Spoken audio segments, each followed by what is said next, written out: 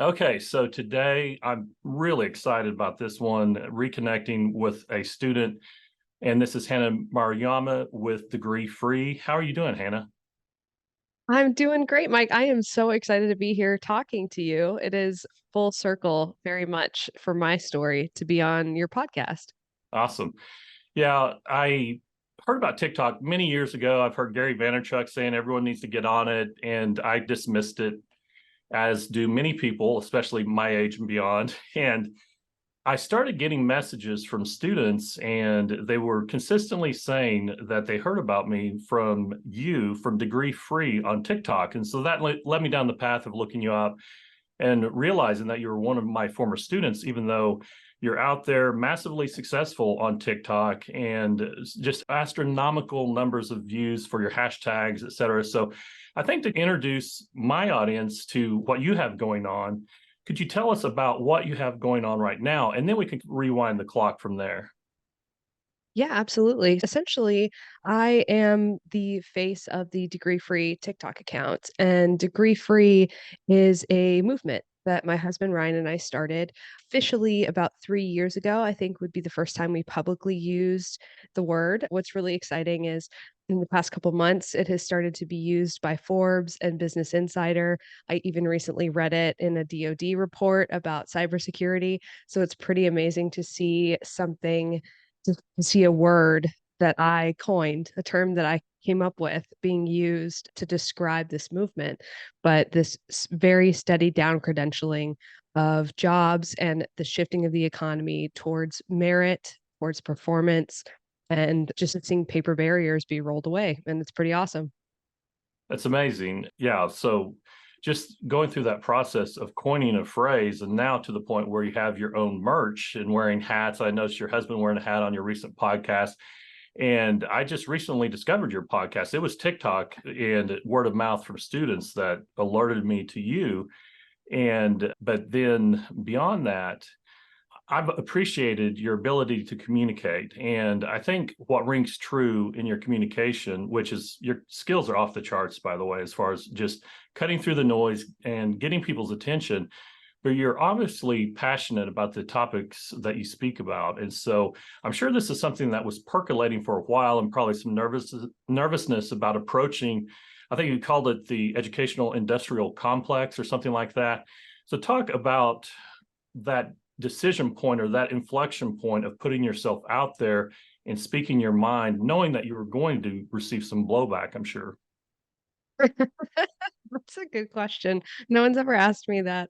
So, essentially, yes, I call it the academic industrial complex. Yes.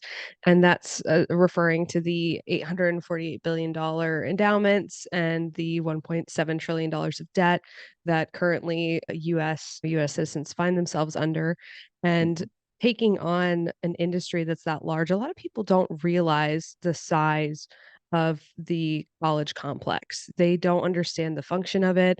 They don't understand that a lot of colleges are functionally hedge funds where their entire purpose is to, and even if they're nonprofits, in quote, their entire function is to make as much money as possible, put it into their tax-free endowments, and then grow those investments. They are hedge funds. That's how they function. And so people don't understand their incentives. And because they don't understand their incentives, they just believe that all colleges are out for the greater good. And that's how we've gotten to trusting, not questioning, and not being skeptical of the motives and whether or not those motives align with our purchasing as consumers of their product. Yeah, it was a pretty big Goliath to decide to throw rocks at. So, but what's been the coolest thing is as we started to speak, people started to come out of the woodwork and say, "Oh, that's me. Oh, that's me." And these are people we've had pretty unbelievable guests on our podcast who have just come out of the woodwork. The senior marketing manager for Dell North America, we've had engineering managers for Microsoft, we've had PMs for Meta that are making half $500,000 a year. We've had engineers from Amazon, engineers from Twitch. They come out of the woodwork to tell their stories and tell other people how they did what they did.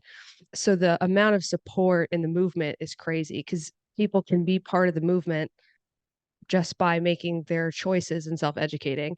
And that's something that I'm very passionate about. So My whole premise is that college is not education. Those words are not synonyms. They never have been. They never will be. Colleges don't own education. Education is something that anyone can attain. They can find it anywhere. And now, more than any other point in human history, it has never been so accessible. It has never been so at the fingertips of every single person in our country. And you're a great example of that because for me, at the time when I found your course, I didn't have money, I didn't have resources, I had no professional connections, my family doesn't come from money, and I was left going, okay, I was working at a call center, I was making $28,000 a year and I wanted to retool into tech because I needed to make money to keep I was running a tattoo studio at the time, actually, and I needed to keep my studio alive because it was during COVID. And so that means that I had to pay to keep the doors of my business open, but I needed to find a skill that was high value enough that I could afford to do that because businesses are very expensive hobbies as and so your course is a great example of that. A very specific education, a very targeted learning, a very concise quality information. And that is the future of education.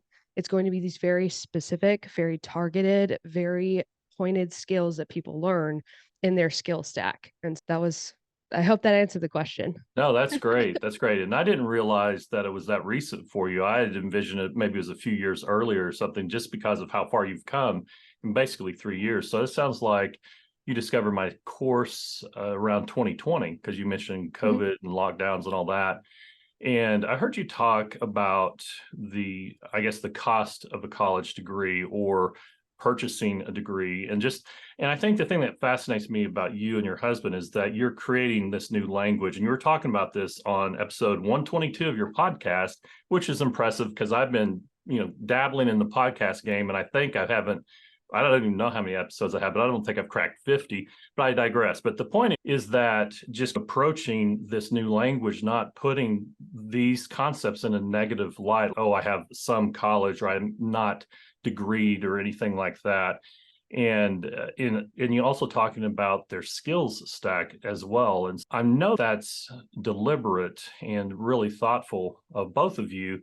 And I know that's driven from needing to overcome these objections. And so I want to talk about communication skills because, and this is antithetical to my career, I've used my own communication skills to communicate technical concepts, but I really excel with telling people where to click and why and when.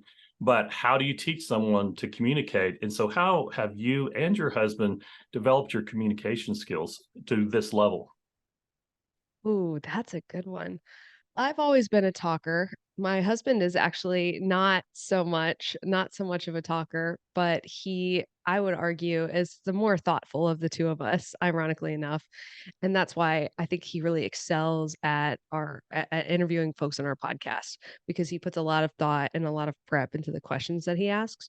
But I would say that he and I have been entrepreneurs for about 8 years, pretty much since we met, actually. And so I think that that has a lot to do with it, but communicating our ideas to each other and having to communicate with your spouse and then not only communicate with them, but convince them of a course of action that you're both going to be on. That's probably going to be very emotionally, financially, and energetically taxing in order to follow through with. So I think that that has a lot to do with it, actually. I would argue that the practice of communicating in marriage is really good. It's a Mhm. really good way to help you hone your communication skills. But ultimately, the answer for everybody is just volume because for every video that gets 500,000 views, I get one that got 4 and it was terrible. And if you look at early videos from our tattoo studio, oh my gosh, sometimes I go back and I watch them just to remind myself how much I've learned because it was rough. It's rough. It's hard to watch them because you're so nervous and you're unsure of yourself. And even if you set up a camera and you're comfortable with one, it's you just psychoanalyze everything you do. It's crazy, but volume is the key. The Okay. more Yeah. practice you get, the better you get. Yeah, you learn through that experience, and I've called that in the past making your own experience, and I think that's very invaluable. One thing I heard you talking about on, I think, a recent TikTok, and it went viral, and you've had a lot of things go viral, and you characterized it as a rant, but you were breaking down the cost of a college degree and that approaching astronomical figures. And you brought up some points. Some of these I've thought about before, others I had not. And so, can you share with this audience that choice or that decision, if you want to go the path of a college degree, what the true cost of that may be? So part of what makes me so sure that when I speak about this, I'm right is because it's just a measured approach. It's all about mitigating risk. And I'm sure that has a lot to do with being a business owner and having to try things and taking calculated risks that usually have financial implications. But that's something that I've learned because I didn't grow up financially literate. I didn't grow up understanding business. I didn't grow up understanding, oh, if you do this is the financial cost to it. I didn't understand opportunity cost, any of that, and so that was something that I've been learning the past 7 years since I met my husband, since we've been on this entrepreneurial journey together, and one of the biggest things was realizing that it's just taking a measured approach because right now the approach that we have to the college cost and to the college purchase is not measured. It's actually extremely irresponsible. I actually have a note here on my TikTok because to make a TikTok about this later. So you guys are going to get a sneak preview of this thought. We'll see how it goes. But I get a lot of people that will comment on my videos and say, my child's going to be a doctor, my child's going to be a neuroscientist, my child's going to be insert high level thing here. I get so many of those comments that it cannot possibly be true statistically because there's about 30,000 doctors a year in the US, and I get at least that many of those comments. And I know for a fact that for most of the people commenting that, their child is not going to get that result. In fact, what's going to happen is their child is just going to have a lot of debt. They're going to have a biology degree or pre-med, some pre-med degree that they don't use. And then 10 years down the line, they're going to be commenting on my video saying, yes, I have this biology degree and now I'm a mortgage loan officer. And the reason is because their parents, when they were saying that, it made their parents proud. And who doesn't want to support their child? But they're not doing the financial calculation on how much it's going to cost, of the likelihood of success, and then on whether or not their child wants to do it. I equate it to buying a Ferrari. It's very similar because the cost at the end of the day, if you're middle, lower class, is very similar. And you wouldn't let your 17-year-old go out and buy a Ferrari that they've never driven if they don't have a driver's license and just let them go, yeah, I'm going to buy this Ferrari, and 10 years from now, or even 5.5 years from now, they can drive it and still Mhm. be sure that they're going to want that Ferrari. The metaphor extends even further when you think about, okay, would they like to have a family? Would they like to have would they like to have a pet? And then guess what doesn't fit really well in a Ferrari? 3 kids. You know what else doesn't fit really well in a Ferrari? A couple of foster dogs. And these are just things that I approach from a practical standpoint, and that for a lot of people, after the initial pressure of decide what you're going to do right out of high school, your life and the day to day of your life and the week to week of your life is going to matter a lot more than your overarching career because your life matters more than your work. So, yeah, Yeah, yeah, that's definitely. And I guess when you boil it down, and I've espoused this to my own kids, one of the things I remember saying to my wife back when our oldest sons were coming into the end of high school is that the goal I had for them was to graduate with a resume. And that kind of made her a little nervous. She didn't know what that looked like.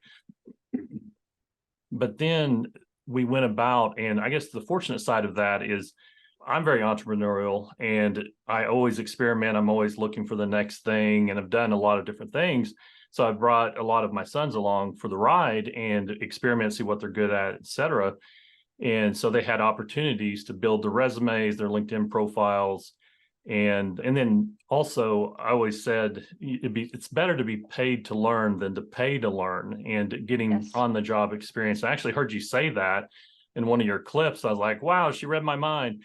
And then as far as that opportunity cost, as far as going through, it's not necessarily 4 years, but I saw you saying that the average span of that college career is 5.5 years if someone does 60%. graduate. So you got to Mhm. take into account the debt that the student takes on, the average amount of tuition and the interest on those loans, and the lost wages. That's something that no one talks about, because even if a child can come out of high school and land a job at 40 or 50,000 a year and kind of work their way up over 5.5 years, that is like a plus $250,000. And you doing the math, I saw on the other side of that is the cost of approaching $500,000. And so that was very eye-opening to me. So with that background, what is your own college experience? Did you go to college? Did you not? And what was your personal experience with that? Yeah, I like this question too. I get it all the time on TikTok. What's funny about it is I usually get it from, and I tend to say this in it's how I mean it, but I tend to get it from papered people, and I get it from papered people, and I say papered people because there are some people that go to college that are educated. There are some people that go to college that are papered, and papered people have a very set, very crystallized mindset, and they believe that college equals education. They don't believe anybody that doesn't purchase a college degree can be educated, which is just a fundamentally closed-minded, unacademic point of view. That's just that just can't be. That's just not an academic line of thought. It's also just not reasonable. But I get asked this question a lot, and the reason is because they're trying to tell me that I can't speak about college unless I bought a college degree, which is a logical fallacy called appeal from authority, which they should have taught them in college. But anyway, so I actually did go to I did go to college. I was dual enrolled at 16, and so I started full-time actually at the local university in Savannah, Georgia, where I'm from, and I started full-time there. It's now part of Georgia Southern, this college that's there, and, I was the youngest paid writer they ever had for their paper, and I got through by the time I graduated high school, so I was also working full time my senior year of high school because I was fully dual enrolled, so I had a lot of time. And so I was working full time at an Irish pub there, which was a good time in life. But I was working full time and I was going to school as well. And I just remember so clearly sitting in my art class. I was sitting in an art appreciation class that I did not appreciate and just going, why am I sitting? Why am I here? Mhm. This is so boring. I am not learning a shred of things. It might have been too because the art professor was just talking about how great Jackson Pollock is, and I hate Jackson Pollock. I don't know what it was, but that day I was just like, I can't do this anymore. I can't sit here for one more second. It's just excruciatingly painful. And so I I was like, I'm n I that kind of set me thinking just to leave. I didn't have a plan. I didn't have an idea of what I was gonna do, because I already had a full-time job, so there was that. And I remember sitting down, it was midterms. I sat down for a sociology midterm, and I was looking at the midterm paper, and I just remember looking at it, just going, "I don't need to be here." And so I got up and I tore the midterm in half, and I threw it in the trash and I left. I stole a book from the library before I left. I've paid for it since, but that was the last thing I did. I stole a book of Uh, Longfellow poetry, and I think that was the most education I got out of college. okay, perfect. I think the statute of limitations is expired on that book, but it's good that you Yeah. followed up with that.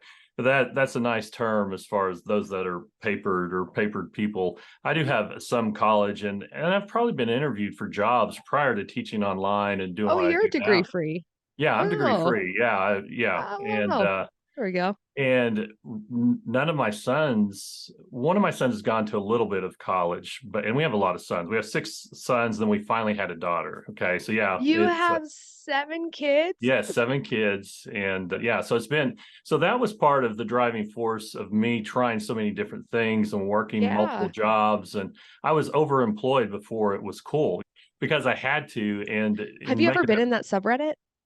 yeah, I have It's not crazy, right? contributed, but it is interesting. It reminds me of some of the stress of trying to manage multiple calendars and all that. So yeah, true confession time with Mike Wheeler. So there's probably some former employers going, "Oh, that explains it." But anyway, exactly. But that's how I gained a lot of experience in a short amount of time as well. So there's that. But and I had this moment of wondering, maybe I'm and this is before I realized who you were and the whole degree free movement. I thought maybe it wouldn't hurt to try and get a degree. I'm one of those from the older school and thinking maybe I should do that. And I enrolled in a semester and it was like a virtual university, Western Governors University, WGU. Sure, Fine sure. program, fine school, inexpensive, manageable for the working adult, et cetera, et cetera.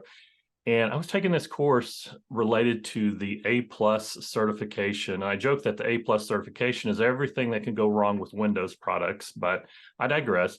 And it was just the material was very dry and just a lot of reading, the occasional video. And I was up to the last day of the semester, and the capstone was passing the one of the two parts of the A plus certification.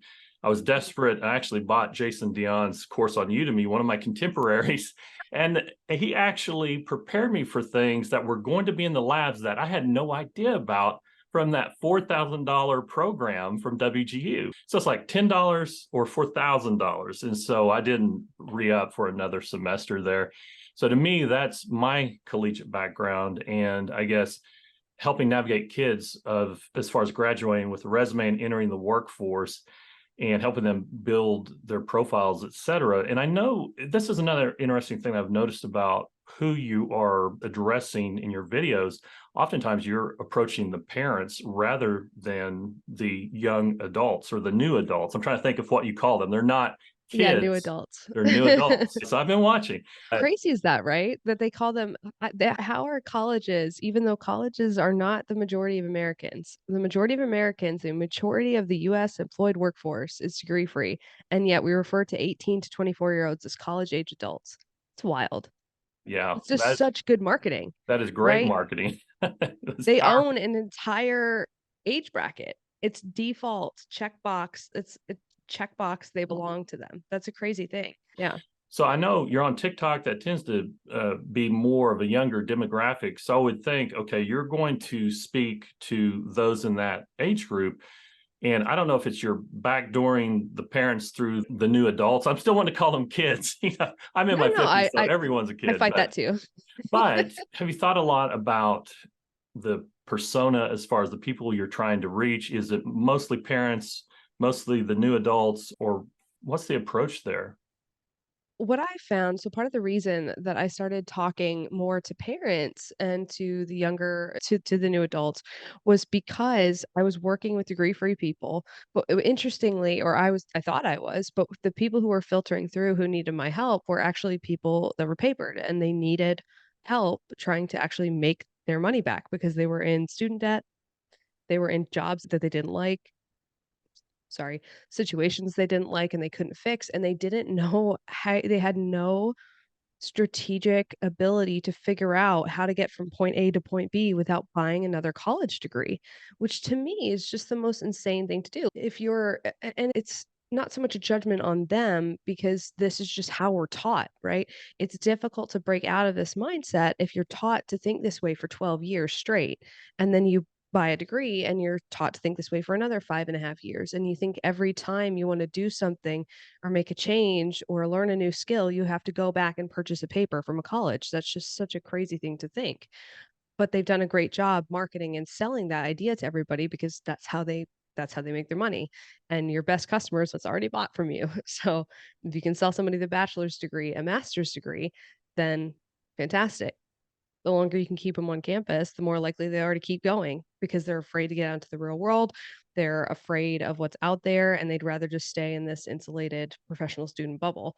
But anyway, that aside, a lot of people what happened was I was helping them and then they started to ask questions about their kids because all of them had been burned by student debt and some of them were carrying six-figure loan balances still. And to be honest, I was looking at it's difficult because at that point too, people want to do what they want because we've all bought this whole your work has to be your passion, which I do not subscribe to.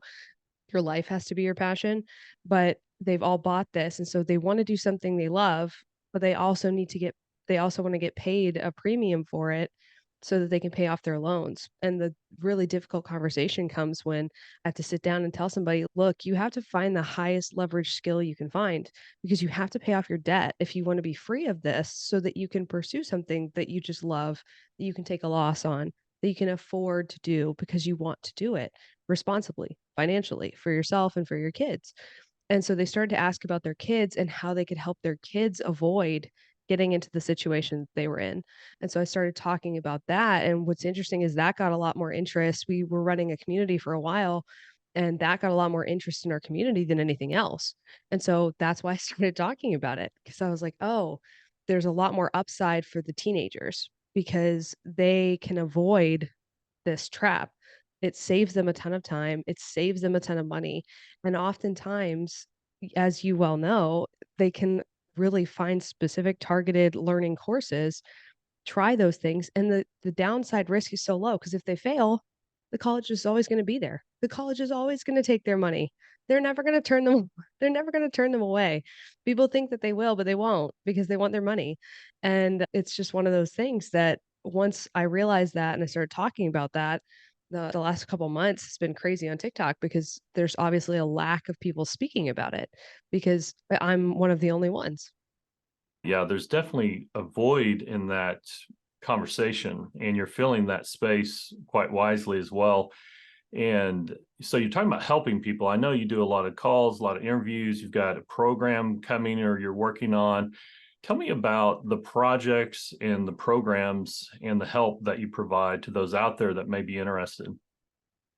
Sure. So we're running 2 I'll call them pilot programs right now. One of them, we actually just filled our 10 we had 10 charitable spots open for our beta program and we filled them. So we filled them very quickly, which was great. So I'm working with 10 pretty amazing kids who are trying to figure out how to graduate with a resume, as you say.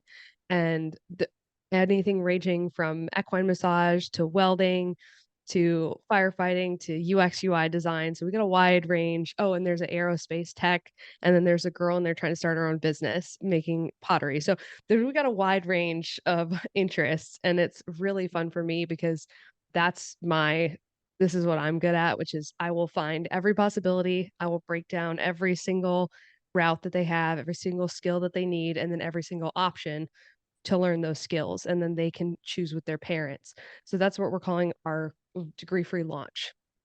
And the launch is 4 weeks long, and it's 4 calls, and basically what I do is go through their goals, like your what does your day-to-day look like? What does your week to week look like? Not what do you wanna be? Because ideally, no 16 to 18-year-old knows the real answer to that question. So it's more what do you wanna try, and what's gonna fit around the life that you'd like to live or help you live it. And then I do vocational creativity, which is something Ryan and I have come up with. It's actually more Ryan's brainchild than mine. But the way the exercise works is I'll give them something, like a straw. I have this metal straw, and I say, "How many jobs can you think of that have to do with this?" And that's actually a surprisingly difficult thing to do. And so we're trying to train them to use this muscle where they think about, okay, there's people that run drop shipping stores on Amazon. There's people that design these. There's people that work on the manufacturing lines. There's people that work for the buyers and sellers. There's people that work at ports that receive the crates, right? We try to just help them go as far as they can down the line of everything that has to do with this straw. And the reason we do that is because that can be an effective way to find work is if there's a product that they like, they can find a job working around it. And that's a fun exercise. But it's also just to discuss here are all the jobs that maybe you didn't know existed because high schools do not do a good job teaching what options there are. And the reason is just because guidance counselors and teachers are taught to teach from a college menu, and that's just the tools they've been given, and it's difficult for them to break out of that because all of them are papered. And so they just don't have very much vocational creativity because they never needed it. They saw teachers, they're like, "I'm gonna be a teacher." They went to college, and they came back into a school, and that's their whole for most of them. I think at some point in the past, more teachers had more diverse experience. They tended to be a little bit older, and that was different. Like, they usually had a different life before they were a teacher, but now they just go right back into a school. And then after that, basically, I build a curriculum. I outline, this is everything that you need to learn if you're For gonna each try to do child, this. for each new adult, you do that? Yeah, so for That's each new amazing. adult, yeah, they each get it's pretty cool actually. And I'm working on part of what I'm doing in this process is formalizing this. Because what I'd like to do is make this something that's accessible to more people. Because right now it's just very hands-on. It's hours of my time just researching for these kids, which is such an honor and such a privilege because it's very cool to be able to help them explore these options. And a lot of them they've never heard of, which is so much fun for me. But let's say they have 5 options, and every one of those 5 options, I give them each skill they need, and for each skill that they need, I give them 3 options to learn it. Free, mid-tier, and then vocational or boot camp or whatever. So, yeah, it's a lot. And then I regroup with the parents at the end. and we all review Right. it. Yeah, that's fascinating because I've taken the approach of on demand and infinitely scalable. And I do some live stuff, but it's group coaching. And I've occasionally done one-on-one, but that is a big commitment. And so you talk a lot about skill stack. Have you started to put together like your own skills library or think any about skill adjacency? These are the things that my wheels are turning on because I've led people down a path that now is a saturated market. And when AI is coming along and everyone has to reskill, and that's the beauty of it, is that whether you're papered or not, guess what? It's time to reskill. What are you doing in that skill space? Or have you found any tools? Or are you creating your own? And that's from me just wanting to know, okay, what is out there? Because I've been reading more articles around human resources, HR, skill libraries, and that's something that I didn't really know about a few months ago. So can you speak to that? Yeah, so that is something we are working on actively. It is a massive undertaking to build what we believe needs to exist. And what's fun about it is that Ryan and I both are finding ourselves very challenged in a technical way because I'm not a developer. And Ryan, I'll say he's a developer light. Ryan is very good at pretty much everything he touches, but he's teaching himself where he's missing things in that skill stack. But he's was a very early adopter of ChatGPT. I would definitely call him a power user. Recently, I've seen the term prompt engineer emerge as a job, and I would argue that's what he is because I am dizzied by watching him interact with ChatGPT. It's too much for me. And I work in AI and machine learning. I work for an AI machine learning SaaS. That's what I do now. I'm the head of operations for an AI machine learning SaaS, but I do a little bit of QA, I do some testing. I help in the technical space some, but I just don't code. I'm quickly learn realizing I need to learn Python just because everyone should know it, but I'm resistant. Right, So right. Yeah, I forgot to ask you. I assume that the course that you took of mine was the administrator certification for Mhm, Salesforce. Okay. mhm. And so did you end up attaining certification or multiple certifications, or how did that go? Yeah. Oh my goodness, Mike, I studied I should show you. I don't have them laying around here. I have a stack of flashcards. It's probably at least a foot high. It's index Good. cards. I have so many flashcards, but that's how I learned. And I sat down for 5 hours a day for 31 days. At the end of that 31 days, I did pass my exam. And within 45 days, I had a job. Excellent. And I was 4 days a week, 70K. It was Wow. and computer science degree required. Obviously not. Not so much. Yeah. Yeah. Not One of so the things much. that's fascinating, and you're talking about trying to, in essence, build what you feel should exist. And I've been starting to dabble with creating custom GPTs, and that's only been out just a few days. I actually Mm. was up late recording a course around that. I've got that submitted to Udemy. So hopefully that's coming out soon. A little sneak peek for everybody. That's why I'm a little bit hoarse and raspy. But I think that that is a great avenue to have tools like a ChatGPT, and now to be able to build a custom GPT where you can start to train it on your own, what you hold dear, and your writings as well, so that you can start to, I guess, expand beyond your own time capacity in this new realm or this new marketplace of ideas.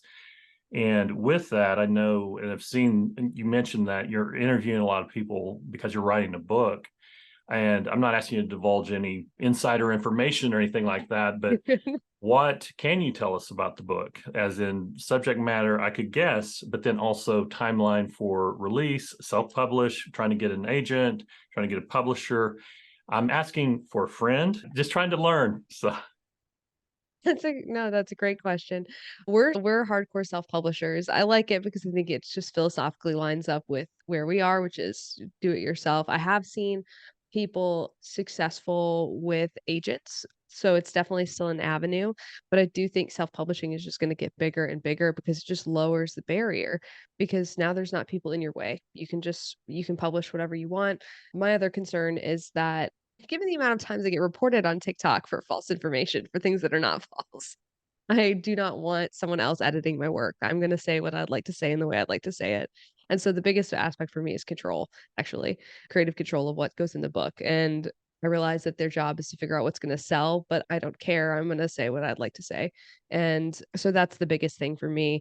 But also, what's So the book is targeted towards parents to help them walk through what we've come up with, the 5 degree-free pathways, which is get a job, find apprenticeship or on-the-job training, earn a license or certification like Salesforce, and then build a business or learn a skill. And so we walk them through how to have those conversations with their kids, because the earlier they start those, the easier it's gonna be for their children, and the more the broader of a vision their kids are gonna be able to have about what direction they'd like to go and how to get there. And so we're just trying to equip parents with what can I do? Because I recently read this survey, I gotta find it, but it was so interesting. I was reading this survey about how a lot of parents, they don't wanna sit there. The majority of parents actually do not wanna send their kids to a four-year college, but they don't know what to do otherwise. And it was overwhelming in the survey was all the parents were just saying they had no idea where to look. They didn't know where to look. So there's a giant hole in the market where they just need a framework that's accessible to them that they can talk through with their kids that they can use. And so that's what I was doing. I had hundreds of calls with parents. I opened up my I opened up my calendar. Sometimes I do this and I do it and I don't know what's going to happen. And I was like, "Oh, I'll just open it up after work for a week and see what happens," and in 15-minute blocks, and immediately I had hundreds. I was like, "Oh my gosh, what have I done?" I was like back-to-back calls for 7, 8 hours for 7, 8 calls after work until 9 o'clock at night. It's great though, because I seriously doubt that many anyone has had one-on-one conversations with that many parents about their concerns of their for their kids that are that age. And so it was really I learned a lot. It was very cool. And so I'm writing about that, but also Ryan and I Ryan, like I said, very smart man, and he was reading through the American Survey of Consumer Finance, and you have probably heard the $1 million earnings myth, and that is from a 2012 Georgetown study. So, great resource. 2012 Georgetown study that said that college graduates earn $1 million more over their lifetime. There's a couple reasons why that's bullshit. But first of all, there's a reason we don't use average for salary information. There's a reason that we use median if we want to be accurate. And there's a reason that they included doctors, lawyers, and other graduates in that average. That's because if you pull them out and you do the math again, it doesn't look nearly that bright. And not only that, but that number is based on household income, Oh, okay. which would skew Interesting. the numbers quite a lot. That helps a lot, especially as many kids as I have. But anyway, It does. They're looking at the household income earners. So if you have a husband and a wife, let's just say, and the wife has a master's degree and she's unemployed for whatever reason, and the husband is a self-taught software developer, the income of that house is attributed to the wife, hmm, which is to me, I will attribute it to dirty data, but I do not think it's dirty data. I think it's fraud. And so we are currently essentially the finding examples, and creating visual aids to publish a white paper to say essentially to say that. Because uncovering that and realizing that was one of the biggest thunderclaps for Ryan and I, because we just went, "Oh my gosh, that's what they're doing." And the reason this matters too, Mike, is because there's an entire market that's built around these student loans. I don't know if you knew that. They're called bricks. It's very similar if you've ever seen The Big Short, where they talk about the hmm, tranches and they talk about the housing market and how they were betting on mortgages. It's the same thing. It's literally the same, and they're doing the same thing, which is they're repackaging them, and they are saying these are AAA rated and they're good. And there's a $1 billion stock market that's built on top of these student loans. And it's a really big deal. And unsurprisingly, there's a lot of incentive to say that the loans and the people holding the loans are gonna make more money than they're actually gonna make. And so I think once we get this published, I do think that's gonna be a very interesting I think we're gonna be very busy in the media yeah, the that next that few months. that story. I'm just thinking this is going to be a movie. So you guys need to get an agent just for self-publish your book. But the stories that you're getting ready to tell, I just see you and your husband poised to really rock a lot of institutions which is really fascinating to me. So I guess the kind of final question, and I'll keep it to that because I don't want to be, oh, one more thing is curious what your thoughts are. And you've probably been asked this many times, your thoughts on the college admissions scandal and what that says about this industry. Oh, are you talking about The parents that bought their way into the elite schools, the uh-huh. celebrities, and sorry, I just started that up. I didn't explain what that No, no, was, no. but a scandal that broke a few years ago to where there were a lot of powerful people and celebrities that were funneling their kids into these elite schools and paying top dollar to this recruiter basically that had ends with athletic departments basically. So they were Mhm. portraying kids as polo players or Rowers or rowers, and they weren't. And they yes. were photoshopping their images and stuff. And some people, some very powerful people, went to jail for a short while. So I didn't know if you had looked into that or if you had any takeaways from that as far as what that exposes about the system. I do, and I think my take on it is it probably won't surprise you, but I don't know, it's one that maybe other people have heard, but what that said to me, because in order to commit that kind of crime, I'm also not so much a fan of things that there's really no victims, of the crime necessarily. I think calling that a crime is a pretty strong word, but, at the same time I saw that happen, and all I saw of that was that it meant that system has been there, the unofficial system, the one that was allowing them to do that existed before. They didn't make that out of nowhere. They've been doing that for years, probably. They've been doing that for decades, I'd imagine. And what that told me was, 1, the this system, this unofficial system was there and it existed for them to pay into at all. And that to me, I feel like the parents are not the ones that should have gone to jail for that. I feel like it should have been the people who were taking their money from the college because they were the ones that took the money. They were the ones that took the bribe. And the parents just offered the money, but the administrators were the ones that took it.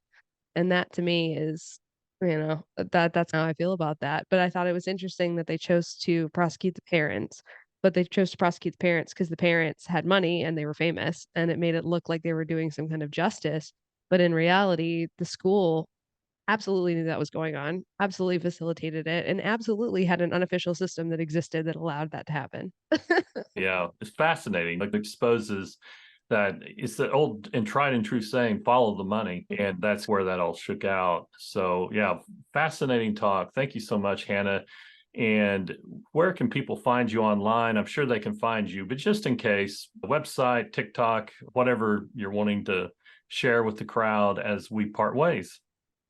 Yeah, sure. So degreefree.co is our website. That'll have our podcast and then our application for our launch program, which I forgot to mention too. So we have our month-long program and then we have our pilot for career in a year. Whereas where basically I'm on call for a year to help with interview prep, applications, job interviews, resume writing, and on all of that stuff. That's something that we're doing too. That's typically more towards older a little bit older new adults who are actually able to apply for W-2 jobs, but those are the 2 things that we're doing, and that's degreefree.co/launch if you wanna apply for that, and then at degree free if you want on TikTok, if you wanna see the controversy, and then our podcast is wherever your podcasts are sold, Spotify, YouTube, the works.